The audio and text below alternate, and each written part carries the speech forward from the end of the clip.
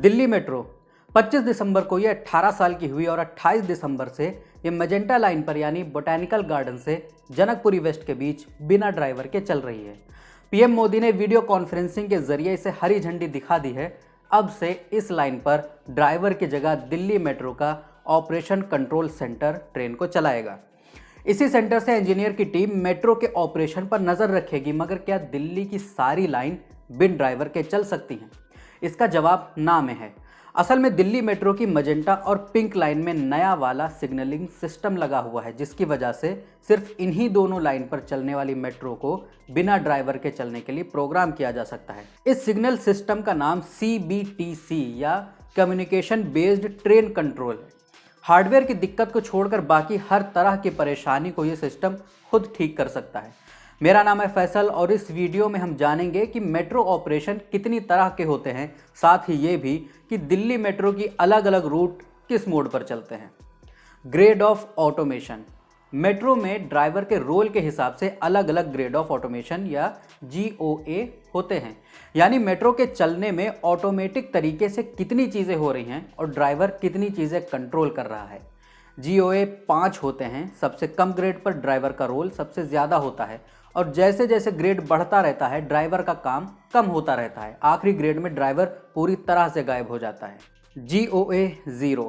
इस ग्रेड में ट्रेन में किसी भी तरह का ऑटोमेटिक सिस्टम नहीं होता है। मेट्रो पूरी तरह से ड्राइवर के भरोसे होती है। दिल्ली मेट्रो का कोई भी रूट इस ग्रेड पर नहीं चलता है। GOA 1। इस ग्रेड में ड्राइवर का पूरा कंट्रोल होता है, मगर एक ट्रेन प्रोटेक्शन सिस्टम पूरे ऑपरेशन पर नज़र रखता है। यह मेट्रो की स्पीड को भी काबू करता है। दिल्ली मेट्रो ने 2002 में इसी ग्रेड पर ऑपरेशन चालू किया था। रेड लाइन आज भी इसी ग्रेड पर चलती है। GOA 2। इस ग्रेड में मेट्रो ऑटोमेटिक ट्रेन ऑपरेशन की मदद से चलती है। इसमें ड्राइवर सिर्फ ट्रेन को चालू करता है और गेट को बंद करता है। बाकी ट्रेन चलाने से लेकर ट्रेन रोकने और दरवाजे खोलने तक का सारा काम ऑटोमेटिक तरीके से होता है। सबसे पहले दिल्ली मेट्रो की येलो लाइन इस ग्रेड पर चलाई गई थी। GOA 3। इस ग्रेड पर ड्राइवर का काम खत्म हो जाता है और ट्रेन पूरी तरह से ऑटोमेटिक तरीके से चलती है, मगर इमरजेंसी वगैरह के लिए ड्राइवर ट्रेन में ही मौजूद रहता है। इसे अटेंडेंट कहा जाता है, हिंदी में बोले तो सहायक। दिल्ली मेट्रो की नई मजेंटा लाइन इसी ग्रेड पर अपग्रेड की जाएगी। आगे चलकर पिंक लाइन को भी इसी मोड पर चलाया जाएगा। इसे ड्राइवरलेस ट्रेन ऑपरेशन या DTO भी कहते हैं। GOA 4।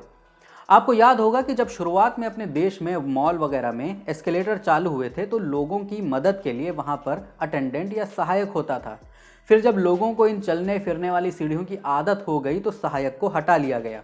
यही चीज़ GOA 3 मोड से GOA 4 में जाने पर लागू होती है।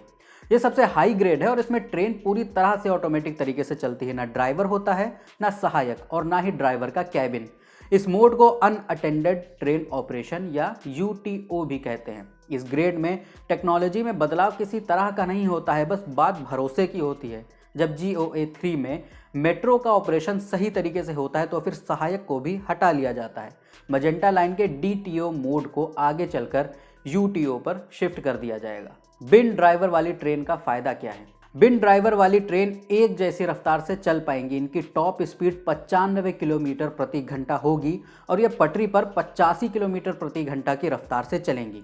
DMRC के मुताबिक ये ट्रेन कम पावर खाएंगी। नए वाले सिग्नल सिस्टम की वजह से दो ट्रेनों के बीच की न्यूनतम दूरी घट जाएगी और मेट्रो स्टेशन के प्लेटफॉर्म पर ट्रेन की फ्रीक्वेंसी भी अच्छी होगी, यानी एक ट्रेन के जाने के बाद दूसरी ट्रेन का ज़्यादा इंतज़ार नहीं करना पड़ेगा।